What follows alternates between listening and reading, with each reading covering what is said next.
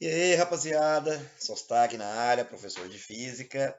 Cara, e aí? Vocês estão nos estudos, nesse isolamento, então vamos dar continuidade, né, ao nosso estudo da termologia. Fizemos um upzinho, né? Mudamos agora de calorimetria para o estudo dos gases. Cara, é uma matéria que você vai ver tanto na física quanto na química. Vai ver duas vezes, irmão. Não é possível que não vai aprender isso aqui. Além do que é um assunto muito pertinente em vestibulares e no Enem. Vamos lá, hein? Primeiro lance, cara, é você entender, cara, como que nós definimos na física o estado de um gás e o que nós chamamos de um gás ideal, o gás dos sonhos de um físico e de um químico. Para a gente estudar o comportamento dos gases, nós temos que conhecer algumas variáveis, algumas grandezas. E nós vamos combinar que o segredo mesmo, cara, para você se dar bem em qualquer exercício de gás, igual esse gás dentro do balãozinho aqui, é você pensar lá dentro, irmão. Igual essa menina, pode viajar. Na sua loucura, no seu psicodelismo, lá você vai ter bilhões e bilhões de moléculas. Temos gases muito simples, os gases monoatômicos cuja aqueles, né, que suas moléculas têm um único átomozinho. Temos gases complexos, olha o tanto de moléculas, olha o tanto de átomo que tem aqui nessa estrutura. Para gases em geral, tanto faz ser um gás monoatômico ou poliatômico, ele é definido, seu estado é definido através de três grandezas físicas.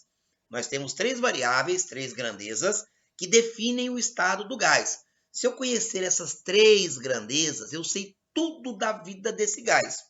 A primeira grandeza que define o estado de um gás é chamado de pressão. Pressão, pressão, pressão, pressão, tá? E o que é pressão, cara? Esse bando de moléculas aqui, ó, blém, blém, vão bater nas paredes do recipiente. Lá no seu primeiro ano, você vai lembrar que pressão, cara, é uma razão, né? É a razão entre o módulo da força e a área. Quando eu vou lá e blém, aplico uma força em uma superfície, se a minha força faz 90 graus com a superfície, eu vou pegar o módulo dessa força, dividir pela área e eu tenho a pressão. Pressão, pressão, pressão, pressão. É o quê? Força sobre área, assim? Força sobre área me dá o que eu chamo de pressão mecânica. Nós vamos utilizar essa ideia para gás. Um gás dentro de um recipiente, eu vou associar uma pressão a ele. Pressão, pressão, pressão. Primeira variável que define o estado do gás é a pressão. No sistema internacional, a gente usa força em Newton e área em metro quadrado. Então, a unidade oficial no sistema internacional de unidades de medidas para a pressão é o que? Newton por metro quadrado, que nós vamos chamar de PA, de Pascal. Então, ou Newton por metro quadrado ou PA está no sistema internacional. Porém, vai ser comum aparecer outras unidades, como a TM, que compara a pressão com aquela exercida pelo peso da nossa atmosfera quando tu tá lá no quê? No nível do mar. E uma outra unidade muito utilizada é o centímetro de mercúrio. Milímetro de mercúrio também aparece. Cara, você compara a pressão com a pressão exercida por uma coluna de mercúrio. Existem algumas relações. Geralmente vestibulares e Enem te dão isso. Um ATM é aproximadamente 100 mil Pascal, ou 10 a quinta Pascal. E, cara, um ATM é aproximadamente 76 centímetros de mercúrio. Não tem a menor necessidade de você memorizar isso. Qualquer questão de física vai te informar isso aqui. Agora, a segunda, né, grandeza, né, a segunda variável, vamos dizer assim, que vai definir o estado do gás é o volume. Quem trabalha na área hospitalar usa muito isso, cara. O gás ele vem em recipientes, cilindros, tipo de oxigênio aqui. Faz diferença ser um cilindrinho ou um cilindrão, é? O volume no sistema internacional, a gente deve usar ele em metros cúbicos. Porém, é muito comum nos problemas não aparecer SI. Então, tem algumas transformações que de vez em quando vamos precisar. Isso aqui, infelizmente, ele não vai te dar, querido. Anota aí, hein? 1 metro cúbico são 1000 litros. Se eu precisar fazer alguma mudança, 1 metro cúbico, uma caixinha, um de comprimento, um de largura e um de altura, o volume dela é 1 metro cúbico, são 1000 litros. Se eu precisar, cara, 1 litro são 1000 ml. Cada litro, 1000 ml, tá? E lembrando que ml equivale a centímetros cúbicos. 1 ml é de que nem igualzinho 1 centímetro cúbico. A última variável do gás é a sua temperatura, né? Esse gás que saiu do indivíduo aqui Temperatura me diz o quê, cara? O quantas moléculas estão agitadas.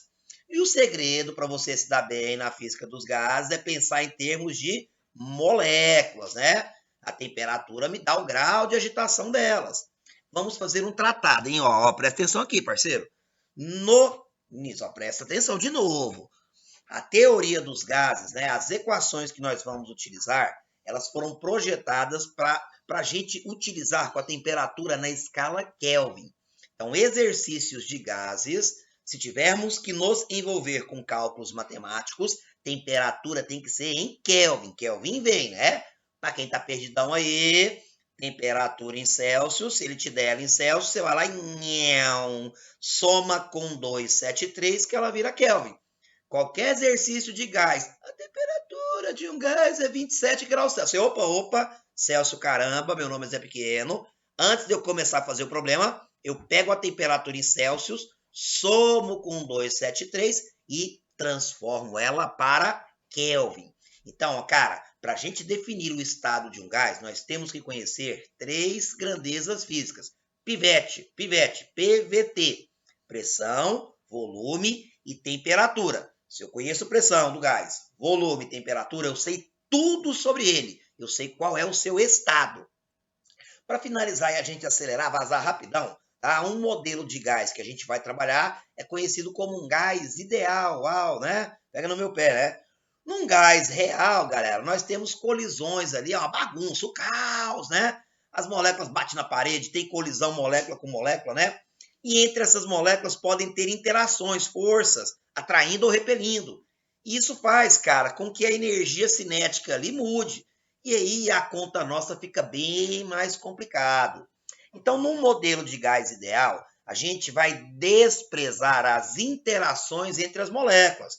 Primeiro, cara, se no meu gás tem menos molécula ali dentro, eu vou deixando ele mais rarefeito, né? Eu vou ter menos interações molécula com molécula. Porque eu vou ter mais pancada das moléculas, o quê? Nas paredes do recipiente. Se eu penso num gás, cara, e começo o quê? O gás está preso num recipiente. E eu começo a retirar moléculas lá de dentro dele. Eu começo a deixar ele bem bem rarefeito. A probabilidade de uma molécula interagir com a outra é pequena. Então, num gás real, né, esse gás que você está confundindo, está cafungando agora, se ele ficar sob condições, né, muito baixas de pressão, ele vai se comportar como um gás ideal. O que seria um gás ideal? O gás do sonho de todo físico e químico é que as moléculas lá dentro não interajam entre si. Eu penso mais colisão, pancadão, tá? Molécula com recipiente. E caso tenha colisão molécula com molécula, vamos considerar como colisões perfeitamente elásticas, aquelas em que a energia cinética se conserva. Então, em um gás ideal, nós desprezamos as interações entre as moléculas. E, cara, primeiro, se ele tiver sobre, né, baixa pressão, essas interações já vão ser pouco prováveis, né? E caso ocorram, nós vamos considerar as colisões entre as moléculas como sendo perfeitamente elásticas, aquelas em que a energia cinética se conserva. Lembrando que todo gás real, se você deixar ele extremamente rarefeito, sob baixíssima pressão, ele vai se comportar como um gás ideal, certinho?